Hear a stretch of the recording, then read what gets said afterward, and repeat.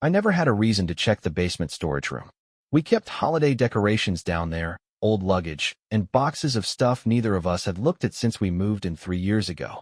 Nicole had her own key, mostly because she was the one who insisted we install a lock on the door when we first moved in. It's just to keep everything safe if we ever get robbed, she told me back then, and I didn't argue. Who thinks twice about a basement? It wasn't like she ever told me not to go in there. I just never did. That changed on a Thursday night, when I went down looking for a box of old tax documents I thought I'd stashed near the back. I had a call with our accountant the next morning and didn't want to wake her at 6 a.m. rummaging through our file cabinet. The house was quiet. She'd already gone to bed. I remember tiptoeing down the stairs and flipping on the light. The hallway was narrow, concrete walls, and a single light bulb hanging from a cord that swayed a little every time you walked past. I reached the storage room, turned the knob, and found it locked. That was strange. I tried again, jiggling it this time like that would make a difference. Still locked. I stood there for a second, just staring at the knob. I hadn't even realized it was one of those keyed doorknobs, not the twist type you find on a bathroom. Why would Nicole lock it? More importantly, why hadn't I noticed this sooner? I went back upstairs, quietly opened her purse, and found the key in one of the little side pockets. She'd never hidden it, not really. But when you trust someone, you don't go looking for secrets. Back downstairs, I unlocked the door, stepped inside, and instantly knew something wasn't right. The air was too warm, too lived in. You ever walk into a room that's supposed to be filled with junk, but smells like cologne and body heat? That's what hit me first. The second thing was the floor. The carpet was different. Not the dusty rug I remembered from when we moved in. This was new, plush, deep gray, the kind you'd find in a hotel suite. And then I saw the blanket. It was spread out perfectly across a small fold-out couch that hadn't been there last time I checked, complete with 2 pillows and a decorative throw that matched Nicole's taste exactly. The couch faced a mounted flat-screen TV on the wall, also new, and next to it, a mini fridge humming quietly under a side table. My hands went cold. This wasn't storage. This was a second living space. I opened the fridge. Bottled water, snacks, a 6-pack of a local beer I didn't drink, and a bottle of wine Nicole and I had bought together on a trip to Napa, one we were saving for a special occasion. My chest tightened. I looked around again. 2 wine glasses sat upside down on a drying mat near the sink. On the coffee table, a candle burned halfway down. It scent familiar, jasmine and cedar, her favorite. Then I saw the clothes. Folded neatly on the bottom shelf of the bookcase were a few t-shirts, a hoodie, and a pair of joggers that definitely didn't belong to me. Next to them, a pair of sneakers. Men's size 11, maybe 12. My size is 9.5. I stood there staring at those shoes like they were going to stand up and explain themselves. The door clicked behind me. I spun around so fast I nearly tripped. Nicole was standing there in a robe, her hair pulled up, bare feet on the concrete. She hadn't said anything, just stared at me with this flat, tired look on her face. Like she was annoyed more than anything. Like I'd walked into the wrong room at a party, and now she had to explain something she didn't have time for. "You weren't supposed to come in here," she said finally, voice low, almost casual. I didn't respond right away. I couldn't. My jaw felt locked. My eyes kept darting between her and the couch, the fridge, the wine. Everything. "What is this?" I asked, and my voice came out dry, cracked. She stepped inside, shut the door behind her. "No rush. No panic. It's just a place," she said. "A place." I laughed, but it came out more like a cough. "Who's it for?" "Because it sure as isn't me." Nicole didn't say anything. She crossed her arms and leaned against the door. "I never lied to you, Jordan." "You never what?" I took a step closer. "You never told me you had a hotel room in our basement, either. That looks a lot like it gets regular use." She shrugged, like I'd caught her sneaking a smoke or watching reality TV. "It's not what you think." "No? Then help me out, because I'm looking around and seeing wine glasses, a couch, a man's clothes, and you walking in here like this is a normal Thursday night. What am I supposed to think?" Nicole sighed, looked at the floor. Then, still without looking at me, she said, "He needed a place. Just for a few days. He doesn't have anywhere else to go." "Who?" I asked.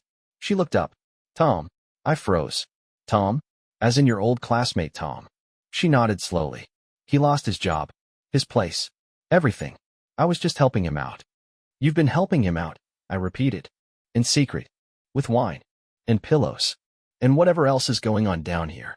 She rolled her eyes. Actually rolled her eyes. You always jump to the worst conclusion. That's when I snapped. Not with yelling, not with violence, but with a coldness I didn't know I was capable of. I walked past her, out the door, up the stairs, and didn't say a word. I went into the kitchen, sat down at the table, and stared at nothing for a long, long time. She came up 10 minutes later, fully dressed now, and stood across from me like we were having a polite disagreement about the thermostat. I was going to tell you, she said. When? She opened her mouth, closed it, then said, it doesn't matter. He's leaving tomorrow. I laughed again, no humor in it. Oh, great. That makes it all fine, right? She didn't respond. I stood up. You gave another man a room in our house. Lied to me about it. Hid it. And now you're standing there like you expect me to say thank you for at least picking someone who's moving out soon. I didn't do anything to hurt you, she said. And that right there, that sentence, is what broke whatever was left. Because it was the dumbest, most insulting thing she could have said. Like what I saw didn't count. Like betrayal has to involve some specific act to be real. Like I hadn't just walked into a room that smelled like her and someone else, and realized the person I married didn't even have the decency to come up with a good lie. I didn't respond. I didn't scream. I didn't throw anything. I just turned and walked out the front door, got in my car, and drove to the only place I knew would still be open after 10 on a Thursday night. The next part of this story? That's where it really begins.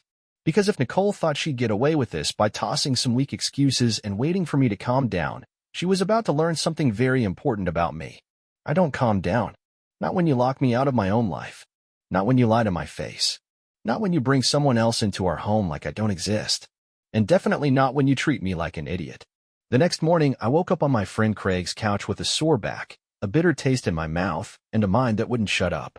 I hadn't really slept. More like stared at the ceiling while his apartment creaked and the refrigerator hummed like it had something to say.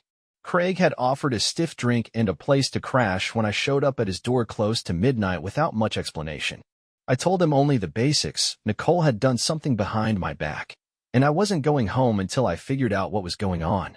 He didn't ask for more, and I appreciated that, but it was only a matter of time before I had to face it head on.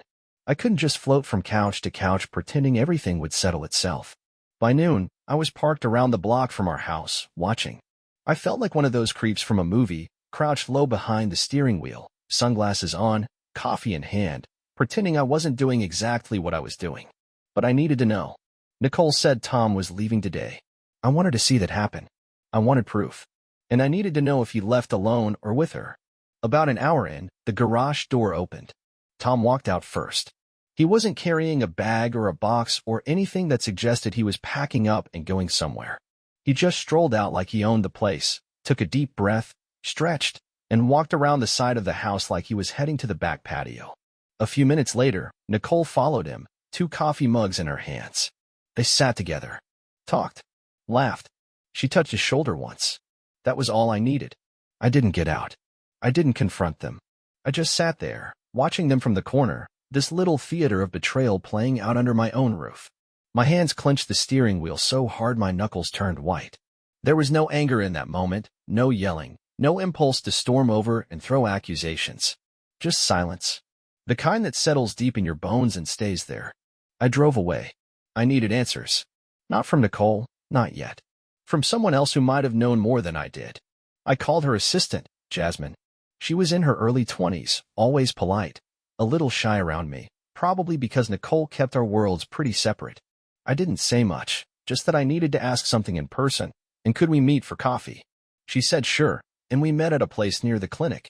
She looked nervous the second she saw me. I didn't waste time. I leaned in and said, I'm going to ask you something, and I need you to tell me the truth. You won't get in trouble, but I need honesty.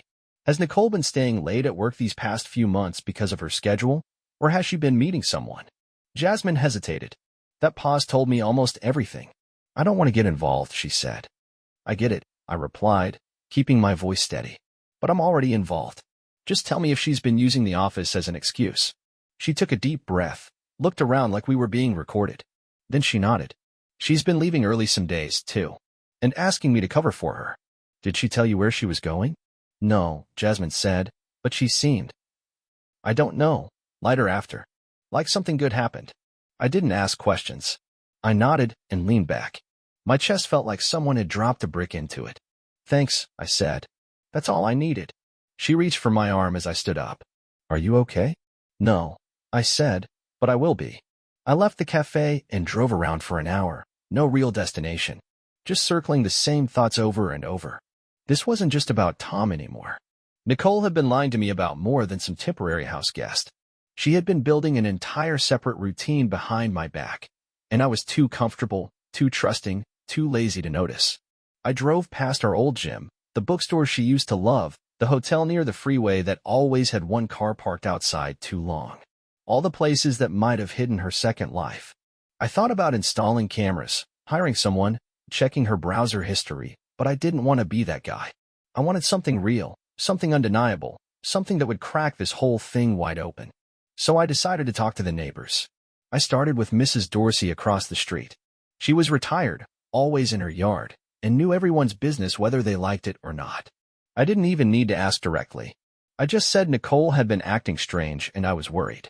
That was enough. Well, she said, I don't want to stir the pot, but I did notice a black SUV parked in your driveway a lot these past few weeks, during the day mostly. Different plates, out of state. Thought maybe it was family. We don't have family from out of state, I said. She raised her eyebrows. Then I guess I don't know what to tell you. The next person was Tom's sister, Angie. I'd met her once at a party, and I remembered she worked at the community college. I tracked her down, told her I needed to know if Tom was really struggling or just using Nicole. She told me he hadn't lost his job, he had just quit. Left everything behind, said he needed to figure things out. That was 2 months ago. I didn't even know he was staying with you guys, she said. I nodded, thanked her, and walked away knowing that everything Nicole had told me was a carefully packaged lie. Tom wasn't homeless. He wasn't in trouble. He was just looking for a place to disappear, and she gave it to him. Give him space in our house, time in her day, parts of herself that used to be mine.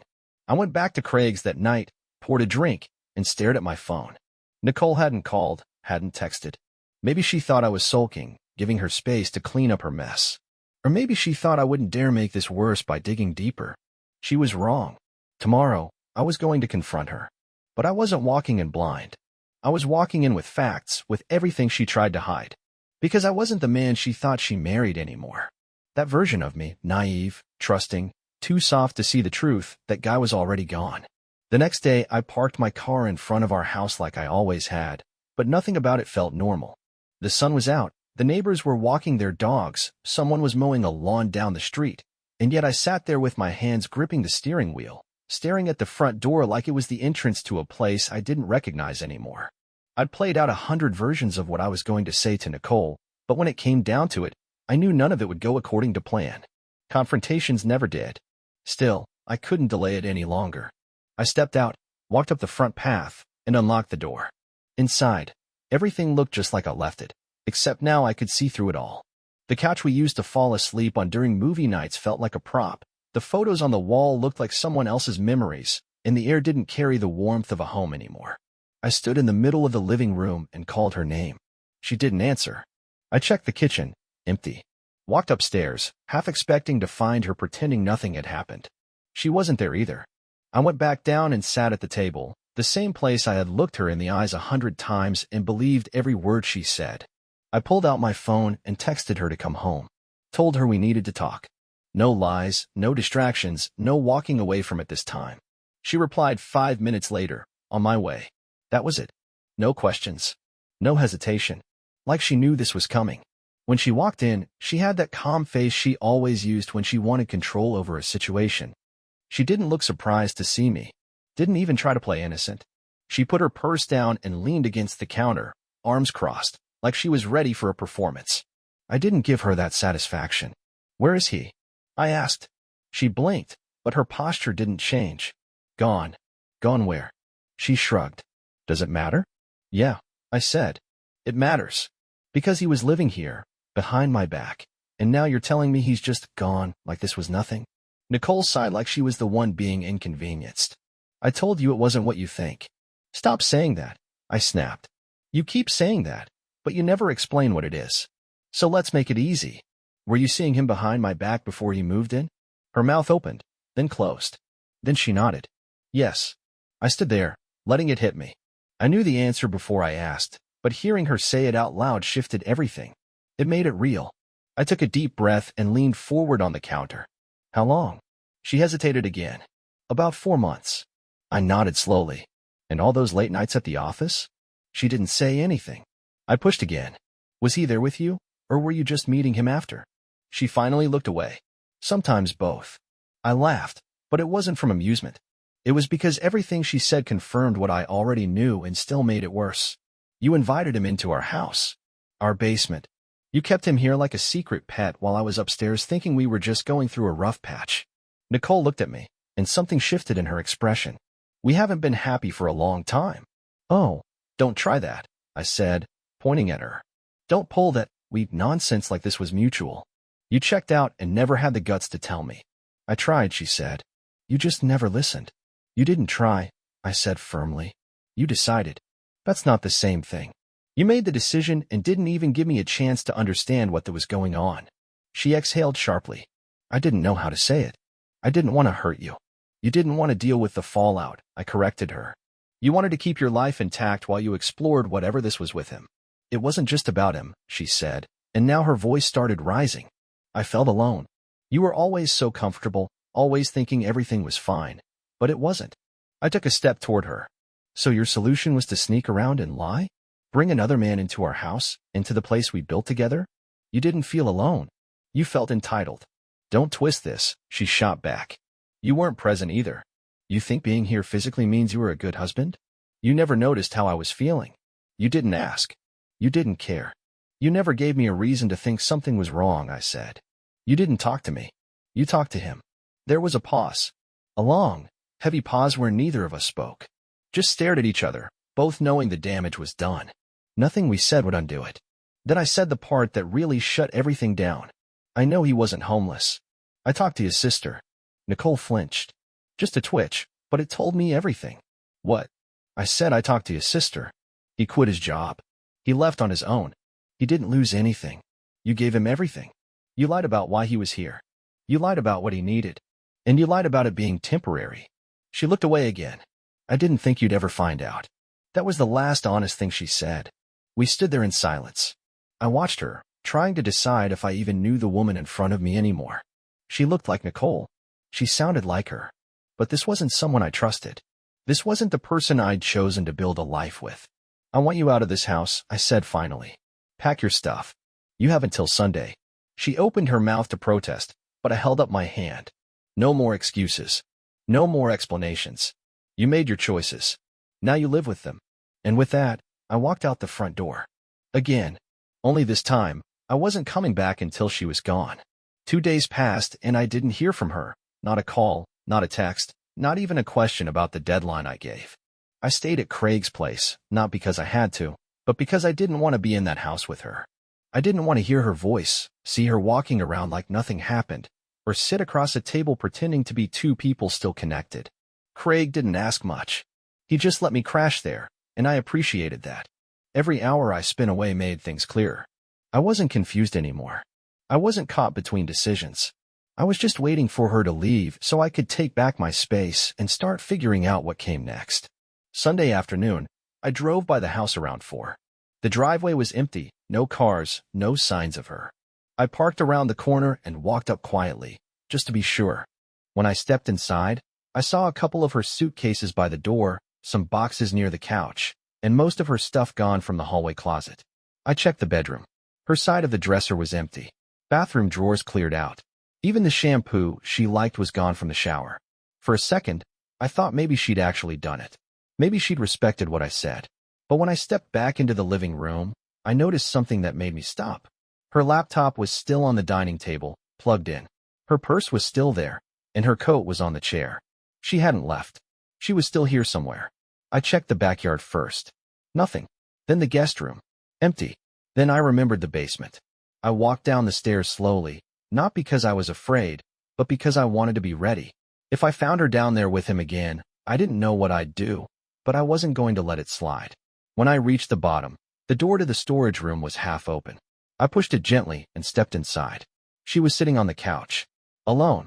She looked up at me like she'd been expecting it. like she knew I'd come looking. I thought you were going to be gone by now, I said, standing in the doorway. I will be, she replied. I just needed a minute. A minute for what? To look around. Say goodbye. I don't know. I stepped inside and leaned against the wall. You already said goodbye the second you let someone else live here. She nodded. I know. We sat in silence for a moment. The air felt heavy. Not like tension, more like the kind of silence that comes when two people have nothing left to hide or defend. I didn't plan for any of this, she said finally. It just happened. I know that sounds weak, but it's the truth.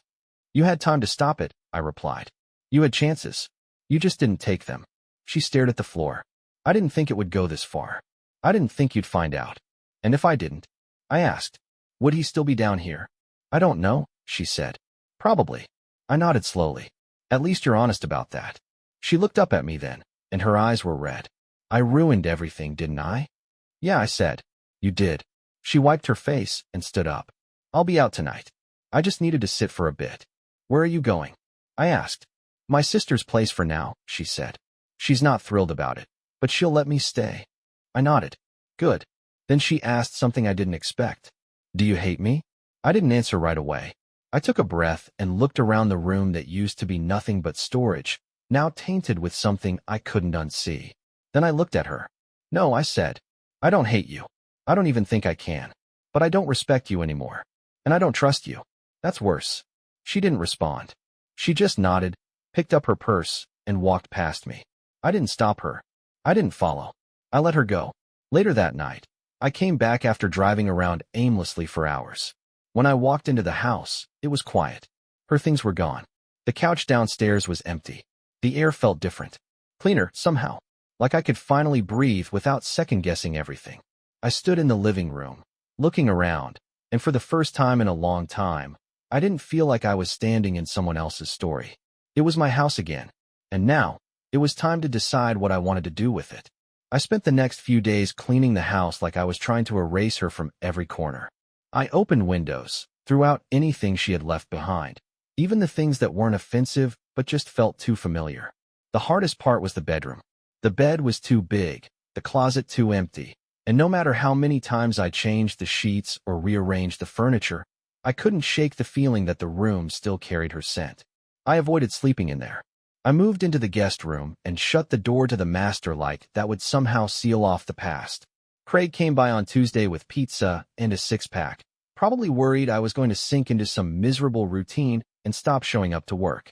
I told him I was fine, and I meant it, but even I could hear how flat my voice sounded. We ate at the kitchen table like nothing had changed. He didn't bring her up until halfway through the second beer. When he did, it was with the same cautious tone people use when they don't know if you're going to explode or break down. So, you done with her for good? I nodded without hesitation. Yeah, there's no way back from this. He leaned back in his chair. She call you since she left? Once. Yesterday. I didn't answer. Think she's going to try to come back? She might, I said. But it won't matter. I already made up my mind. Craig didn't argue. He just nodded and let it go, and that was enough for me. I wasn't in the mood for advice or sympathy. I didn't need someone to tell me I deserved better. I knew that already. What I needed was to get through each day without second-guessing everything I ever believed about love and loyalty. That Friday night, she showed up at the house. I heard the doorbell and checked the camera feed before answering. She was standing there holding an envelope, not crying, not shaking, just standing like she had every right to be there. I opened the door but didn't step aside to let her in. I just need 5 minutes, she said. You've already had months. She held up the envelope. I'm not here to argue. This is for you. I took it but didn't open it. Can I come in? She asked. No, I said. Say whatever you need to say from there. She looked tired, like she hadn't slept much either. I just wanted to tell you that I've started looking for a permanent place. I'm not staying with my sister forever. That's not my concern. She nodded. I know. I just wanted to say it. I didn't respond. She looked at the porch floor, then back up at me. I know you probably hate me, but I hope one day you won't. I folded my arms. I don't hate you, but I'm never going to forget what you did. She took a breath like she was about to argue, then stopped herself. I'm sorry, she said. I know it doesn't fix anything, but I needed to say it. Why now? Because I haven't said it. Not really. I was defensive. I was scared. And I know I don't deserve forgiveness, but I don't want to leave things like this. You didn't care about leaving things like this when you were sneaking around, I said. You only care now because you got caught. She nodded slowly. You're right. We stood in silence for a moment. I won't bother you again, she said. Just open the envelope when you're ready. She turned and walked down the steps without waiting for a response. I closed the door and sat at the table with the envelope in front of me for a long time before finally opening it.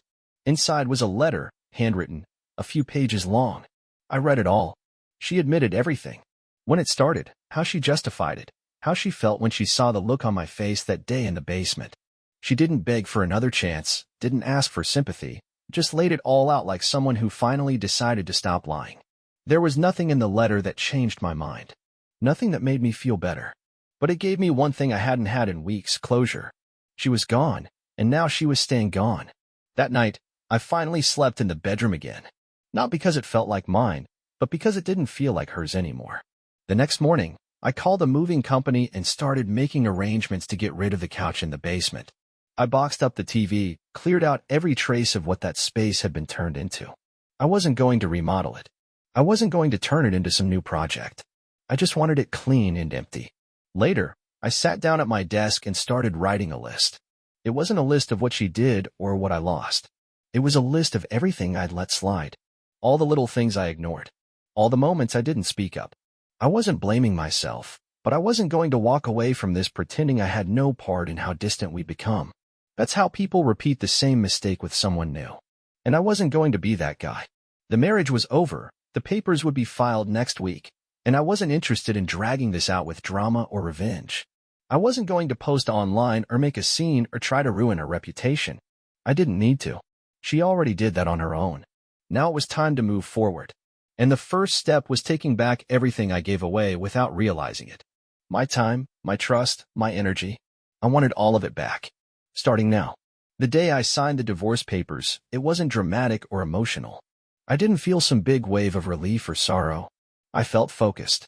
The woman at the desk slid the folder across to me, pointed to a few places to initial, then left me alone with a pen and 10 years of history wrapped up in a stack of forms. I went through it all methodically, making sure everything was correct, every box checked, every final line drawn. When I was done, I handed it back, said thank you, and walked out. No looking back. No pause in the hallway. I got into my car and just sat there for a moment. I didn't call anyone. I didn't post about it. I just sat there with the window cracked open, letting the breeze hit my face while I reminded myself that this was the start of something I actually controlled. That evening I went back home. It wasn't a celebration, and I wasn't in the mood to talk about it with anyone. I turned my phone off and spent the night going through closets, drawers, cabinets. Anything that didn't belong to me or didn't feel right anymore went into boxes.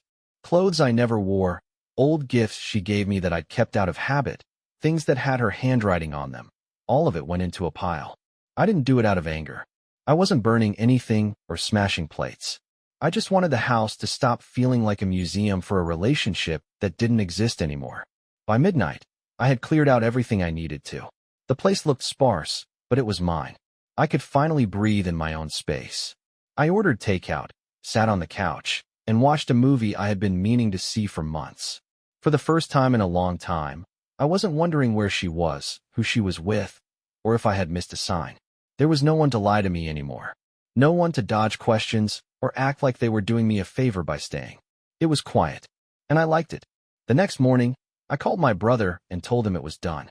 He didn't say much, just asked if I was okay, and I told him I was getting there. He offered to come over that weekend, bring some food, and hang out. I told him to come by, but not because I needed support. I just wanted normal company.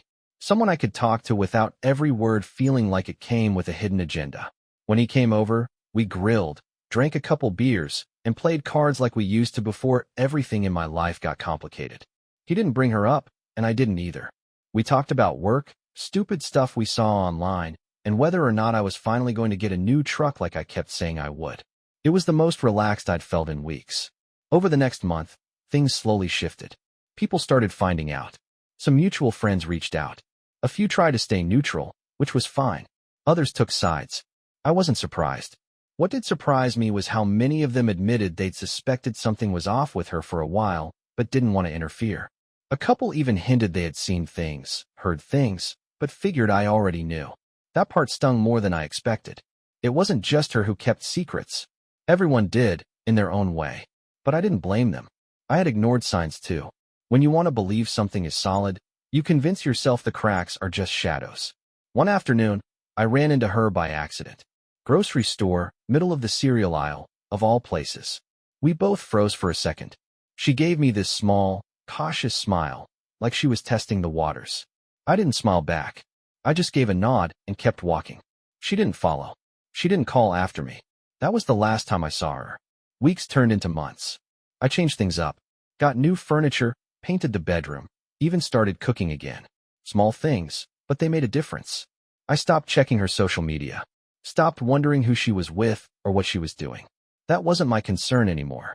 I had spent enough time in someone else's story. Now I was writing my own, one day at a time. There were days I missed the idea of us, but not the reality. There were nights when I'd think back to our better moments and wonder if it all could have gone another way. But I never wished to go back. You can't rebuild trust on top of lies. You can't keep something alive that someone else already walked away from. I knew I gave everything I could. I knew I stayed loyal, stayed present, stayed honest. That was enough for me. Moving forward wasn't about revenge or proving a point. It wasn't about showing anyone how well I was doing. It was about doing better for myself. I wasn't broken. I wasn't bitter. I was done.